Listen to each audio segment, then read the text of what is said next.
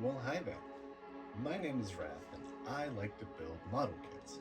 And this is the Bandai Figurized Standard Amplified Egyptian God Obelisk the Tormentor. Now, for those of you who are unfamiliar with the Yu-Gi-Oh! Card game franchise, there are 3 Egyptian god monsters that include Obelisk the Tormentor, Slifer the Sky Dragon, and the Winged Dragon of Ra. So you might look at this design and say, he doesn't really look like he did in the show, or even in the manga, some of the video games, or even the card game itself. And that has to do with the fact that Bandai has a line of model kits called the Figurized Standard Amplified, where they take a design, they make a mold of it, but then they add extra details to give it much more of a presence and to make it kind of their own in a way, without deviating too far from the source material. You also might notice that he's kind of just all blue. Believe it or not, there's actually 2 different shades of blue on this. It's kind of a blue-gray and just a more standard blue.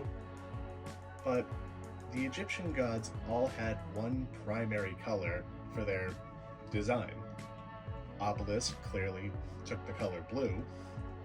Slifer the Sky Dragon had red and black, but its primary color is mostly red.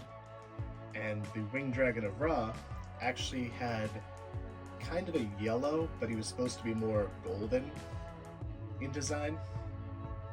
But each one of them, including their cards, actually were almost that exact same color. So before we get into the articulation of this model kit, he actually does come with an accessory, that being an extra pair of hands, just widespread open hands. No articulation on them. They are on ball joints, so they can rotate a bit, but that's really it. So let's quickly jump into the articulation, and we'll actually start on his back. These wings can move almost complete 180, and they open up a bit. The arms pop off actually real easy, so he can actually rotate the arm around, but these ball joints aren't super deep, so they will pop off real easy. So if I set him down for a second, you can see the ball joint. And there's another ball joint in there that allows for the shoulder to move a little bit, and it does have almost like a collapsing feature. The upper part of the arm can do a full 360, but it will kind of get stuck. The bicep has no movement outside of there. The elbow is actually double jointed. This part moves in and out a bit. This part can move forward and back just a bit. With this, full 360, and if you really wanted, because they're on a ball joint, they pop off real easy and can swap.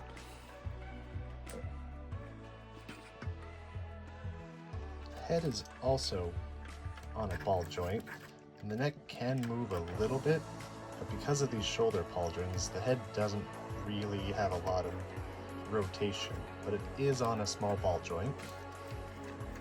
The upper part of the torso has a little bit of side to side and front to back, but nothing crazy. The hips, same deal. You can move them around, but not a whole lot. The leg itself can move back just a little bit before it interferes with the butt flap. You can move forward pretty far. Knee is double jointed. And the feet are on circular pegs, so they can move forward and back a little bit. And the toes, although all connected as one, can move up and down. I also forgot to mention the butt flap moves a little bit here and there. Now, when it comes to overall posability and getting him into like a dynamic pose, this kit falls real hard. He can get a few pretty dynamic poses. He can even do his typical Fist of Fate pose, but the waist and hips are not the most sturdy. The arms pop off way too easy. Those shoulders are constantly in the way. If anything, the one major piece of this model kit that isn't a problem is the chest torso and the wings. Everything else kind of is either too clunky or it pops up way too easy. So posability wise, you're not going to get a lot unless you want his iconic standing there looking menacing pose, or the Fist of Fate pose from the waist up. That's kind of about it when it comes to this model kit. He's not bad per se, but he's not really great either. If you want something that you can knock out in maybe 2 hours, put up on the shelf, have it big and imposing, or even put it with a bunch of other Obelisk the Tormentor things or an Egyptian god display, this actually is a really good kit for something like that. Can it do the most dynamic poses? No, it really can't. But then again, Obelisk didn't do a lot outside of stand there and look menacing and then punch things. So as far as that's concerned, the articulation's pretty good for that. I do wish the shoulders plugged in a bit better, or had like maybe a slightly longer peg to allow for more range of mobility.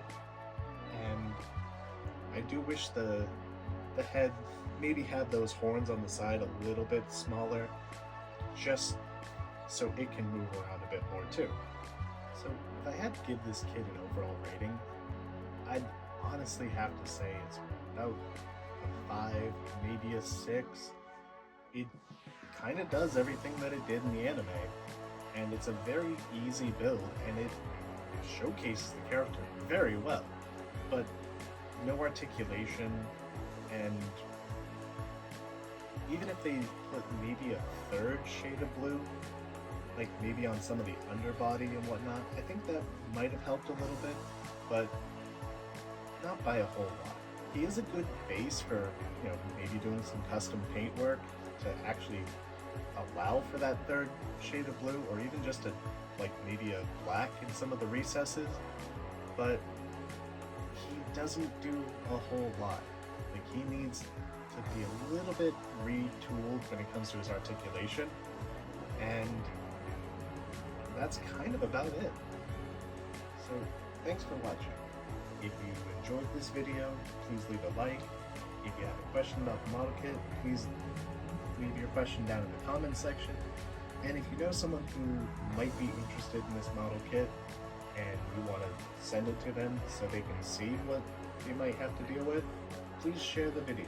I really do appreciate everything that you guys do. And until next time, I'll catch you in the next one.